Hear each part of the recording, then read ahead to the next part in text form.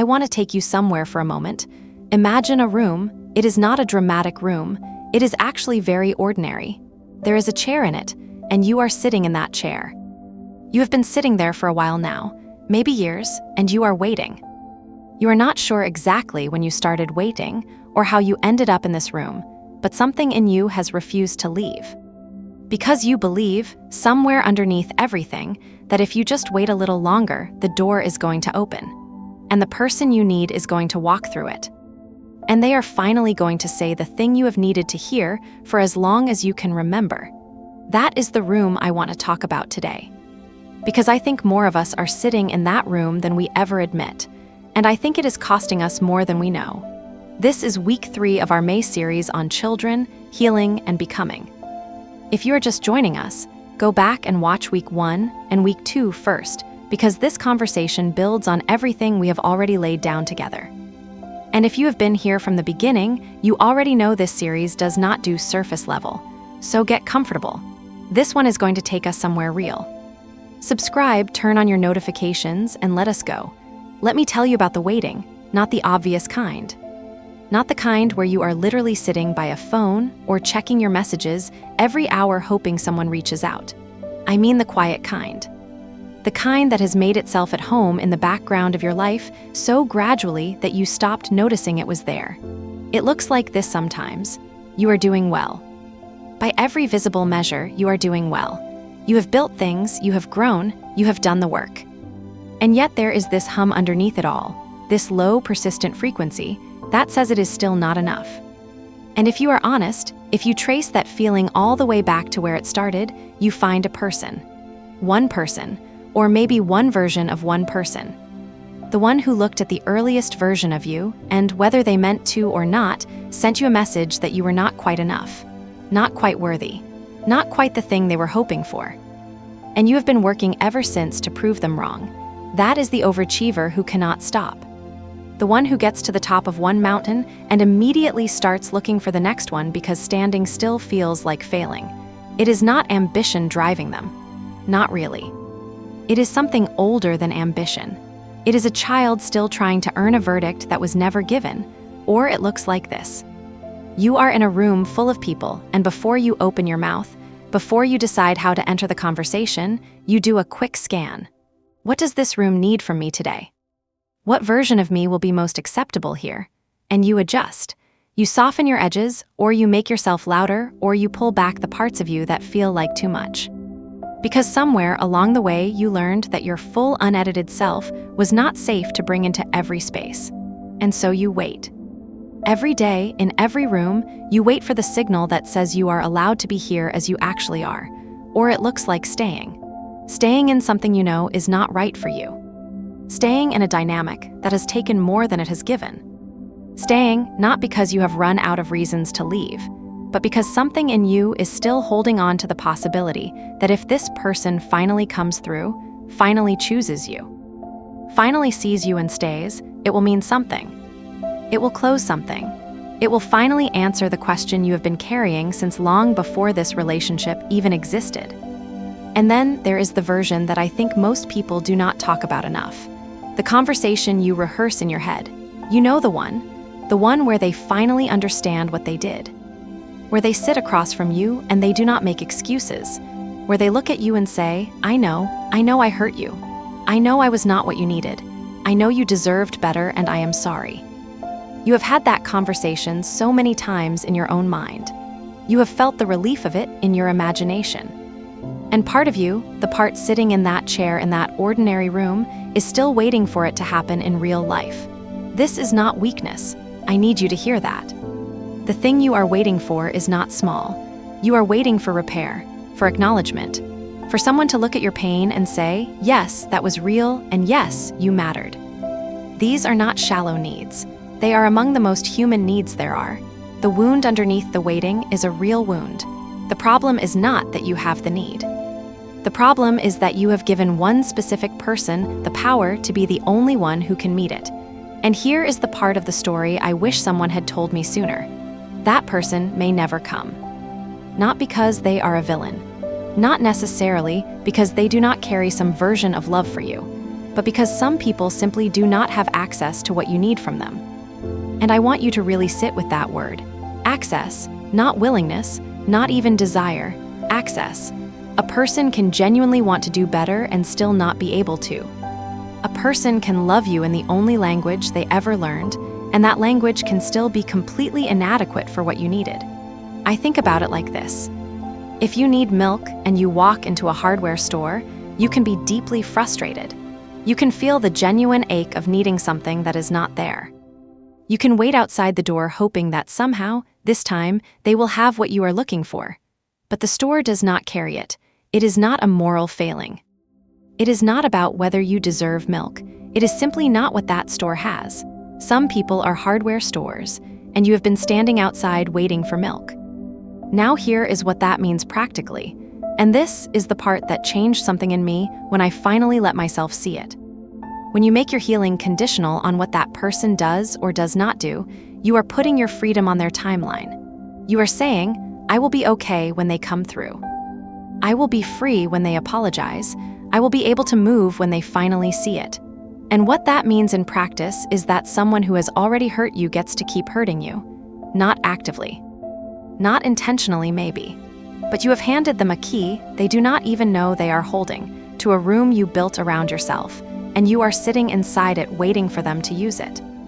That is the room, that is the chair, that is the waiting. And the thing I had to learn the hardest way is that they are not coming, not because you do not deserve it, but because some people do not grow on the timeline we need them to, and your life cannot pause for that. I want to be honest with you about what the waiting cost me personally. There was someone whose acknowledgement I was carrying space for. I was not dramatic about it. I was not even always conscious of it. But there was an open door in me, emotionally, that I was keeping open for a moment that never came. A moment where they would look back and say, I see it now. I see what I did not give you. I see what that cost you. And I kept that space open while I was in rooms with people who actually loved me well, while I was in conversations that deserved my full presence, while opportunities were sitting right in front of me asking for my whole attention. And what I lost in that time was not dramatic either. It was quiet. It was just presence. Just the full weight of me being somewhere, giving something, with a piece of me always elsewhere. In a conversation that existed only in my head, in a room I refused to leave. The moment I understood that I was the one keeping myself in that room, not them, that they were not standing outside the door holding me in, that the door was never locked from the outside. It was only ever locked from the inside, something shifted. Because it meant I was not powerless. I was just sitting down when I could have been standing up and walking out. So what does walking out actually look like? The first thing, and I cannot move past this one quickly because so many people try to skip it, is grieving properly. Not reframing, not positive thinking your way around it. Grief. Sitting with the honest, unvarnished truth that something you needed was not given to you. That the version of love or safety or affirmation you deserved did not come in the way it should have. That it was not fair, that it should have been different. Let yourself feel the weight of that without immediately trying to resolve it. Grief is not the opposite of healing. Grief is the beginning of it. You cannot release something you have never fully held. The second thing is writing your own verdict, because here is what I noticed about the waiting.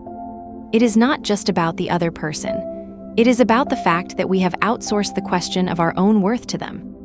We are waiting for them to answer a question we have not yet answered for ourselves. Am I enough? Am I worthy? Am I someone worth choosing? And the reason the waiting has so much power is because we have not stepped in and answered that question ourselves.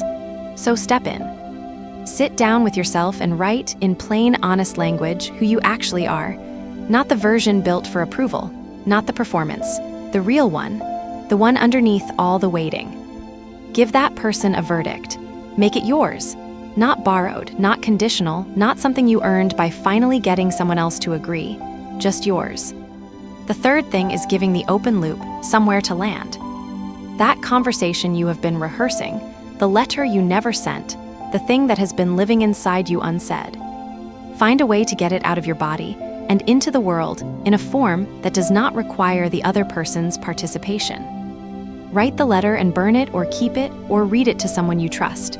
Say the unsaid thing out loud to a counselor, a pastor, a close friend who will witness it without judgment. Bring it to God in prayer and leave it there. However you do it, the goal is the same. You are not trying to resolve it. You are trying to stop carrying it alone. You are giving it somewhere to go so it stops taking up space in your chest.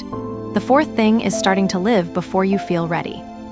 This is the one that sounds too simple and is actually the hardest. So many people are waiting until the wound is healed, until the relationship is resolved, until they finally feel free, before they begin the life they actually want. And I want to tell you something true that took me a long time to believe. The healing often does not come before the living, it comes during. You step forward still carrying the wound, and somewhere in the stepping, somewhere in the living, the healing finds you. Take one step into the life that is already possible for you right now. That step is the permission made real. And the fifth thing, the one I want to anchor everything else in, is bringing God into the place where the human permission failed.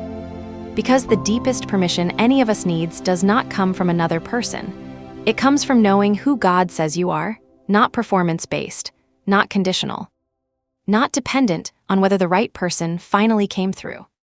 The God who knew you before you were formed, who called you by name, who has been watching every waiting room you have sat in, who has seen every door you kept open and every piece of yourself you withheld waiting for someone to make it safe to bring it out. That God has not withheld the verdict. He gave it a long time ago. You are enough, you are loved, you are seen. That has always been true. No amount of human silence has ever changed it or ever will. Before I close, I want to stop and speak to one specific person, because I have been talking about waiting for someone else, but some of you are not waiting for another person at all. You are waiting for yourself. You have decided, somewhere along the way, that the current version of you is not quite ready to be fully loved or fully seen or fully present in the life you want. That when you are more consistent, more healed, more put together, less messy, more like the person you are working to become, then you will deserve rest. Then you will deserve to take up space. Then you will deserve to receive the good things sitting right in front of you.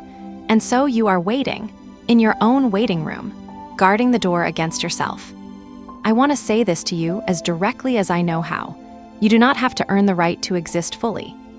The permission to be human while you are healing, to be loved while you are still figuring it out, to take up space while you are still in process. That permission is not something you unlock at a future stage. It is available right now, in the middle of the not yet, in the middle of the still working on it. You are allowed to be unfinished and still be worthy. Those two things were never in conflict. Stop waiting for the version of you that has it all together. That version will not need what you need right now. The version of you that needs grace and love and permission to breathe is this one. Right here, right now. Start as you are, so here is where we end. There is a room, there is a chair. And you have been sitting in it waiting for someone to walk through the door and finally say the thing you needed to hear. I want you to know that you can stand up now. Not because the wound was not real. It was. Not because what you needed did not matter. It did and it does. But because your life is happening right now, outside that room. The people who love you are outside that room.